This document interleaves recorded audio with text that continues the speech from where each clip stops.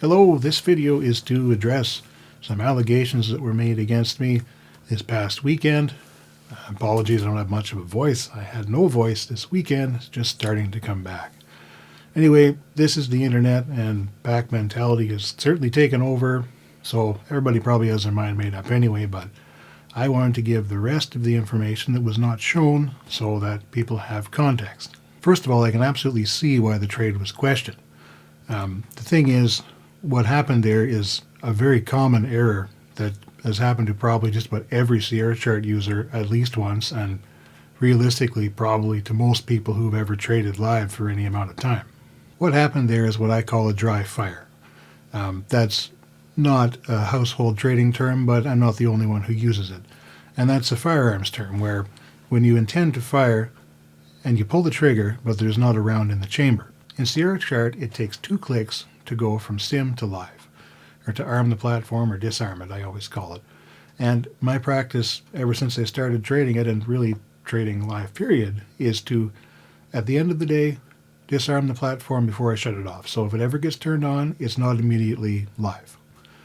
Same thing if I have to get up and get the door, or go just take a walk or get a glass of water, whatever, I'll always disarm it and turn my keyboard off. The only exception is if I'm in a trade and I have to go to the door or something, which happens from time to time. In that case, I will turn the keyboard off and physically reach back and unplug my mouse, so there is no chance of an outside input on the computer. If I have to cancel the trade real fast, I can do it from my phone. Anytime I'm not actively looking for a trade, it is disarmed. The issue that happened there was a dry fire, which is something that happens more often than I'd like. Not every week or anything, but probably once every couple of months, sometimes more. It's just, it's an error, but you'll pretty much never forget to turn it off. But you will sometimes forget to turn it on. If you come back and sit down and you're not quite ready yet, but then something catches your eye and you're looking at the chart, you're studying, get absorbed, and you forget, hit the key. It doesn't register right away. But a second or two later, you're going to glance over to see your P&L, and you're going to realize that you dry fired. Now, when that happens, you have 2 options. Either just leave it, skip the trade, count it as an error, or if price is still in a good spot, arm the platform and mark it in. And that's what I did in that case, because price was still in a good spot. That's why you only see the one trade at the end, because the first trade was not a real trade. The graph is set to all accounts non-sim. It only shows non-sim trades. So that's what a dry fire is, and that's what happened there. It's a common error. It's just very unfortunate the way that it showed up in the video. Now, 11 days later, after that initial email exchange, I sent a full description of what happened along with the trade sheet, which is up here, sensitive details redacted, and didn't hear anything back. I assumed everything was good. That was not shown in the video. Perhaps he missed the email, maybe he accidentally deleted it. I know I've done that before. I don't know. Either way, now at least a small portion of the people who saw that other video will see the rest of the information that goes along with it. Most people probably have their minds made up already, and that's fine. It's YouTube, it's the internet. I can take my lumps, and this is a hobby for me, so it is what it is. A couple other quick things that were inaccurate. He mentions my course. Yes, I do have a course. I've gone to great lengths to keep it as low a profile and as small as possible. I don't have time or interest in having a great big community or becoming a big-time educator. I just don't have aspirations to be some big educator. And he says it's heavily marketed. Well, it's not advertised anywhere. And unless you call one single email between 1 and 4 months apart to be heavily marketed, then it's not heavily marketed. Also, the screen grab of my website on there is either Wayback Machine or very old. The store page is part of the website. You can't delete it, but I had it set to hidden. It is still set to hidden. It was always set to hidden. The issue is apparently people could search Google and find it. When you go to my homepage, it just gives you the mailing list, and that's it. You can't really navigate from there. But if you search on Google, you could find it.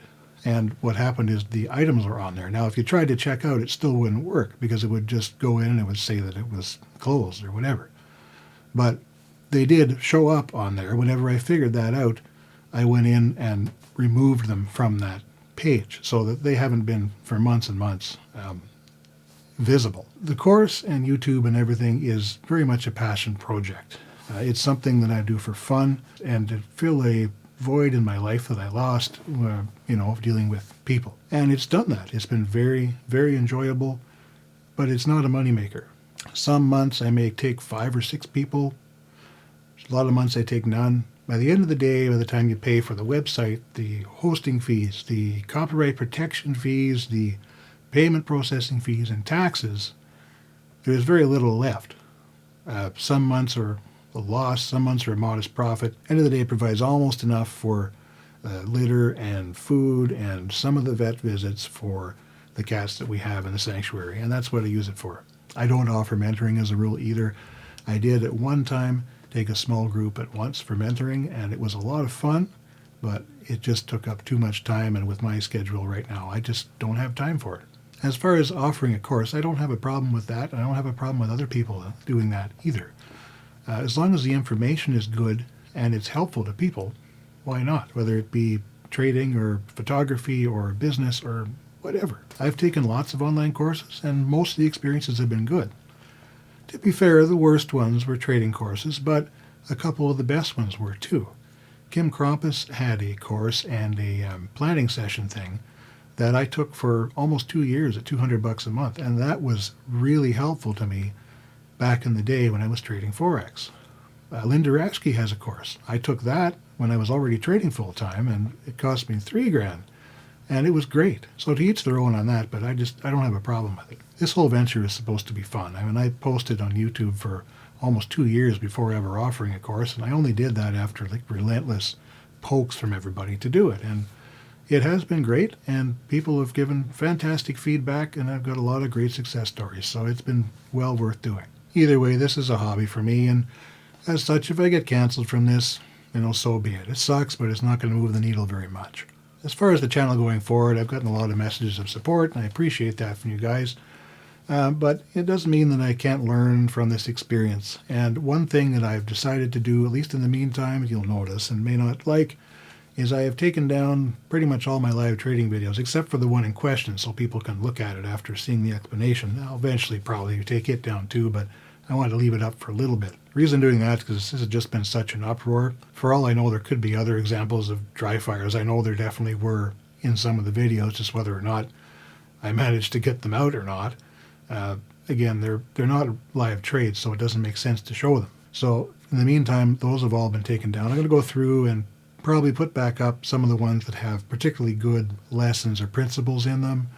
But other than that, any trading content I post going forward will be either streamed or completely unedited end to end, and nobody will probably watch it, but at least it'll remove the possibility of something like this happening for a simple error. As far as future videos, my life situation right now is just about as chaotic as it was at New Year's when I posted the last video, so don't expect a whole lot anytime soon, but I will post something when I feel like it, and if I feel it's useful. I'll leave everyone with some parting advice. If you want to be successful at trading, don't be a sheep to anyone's herd. Use your own mind. Watch less videos about trading on YouTube and spend more time studying live price. Thanks so much for watching, guys. Have a fantastic week, and I'll see you when I see you.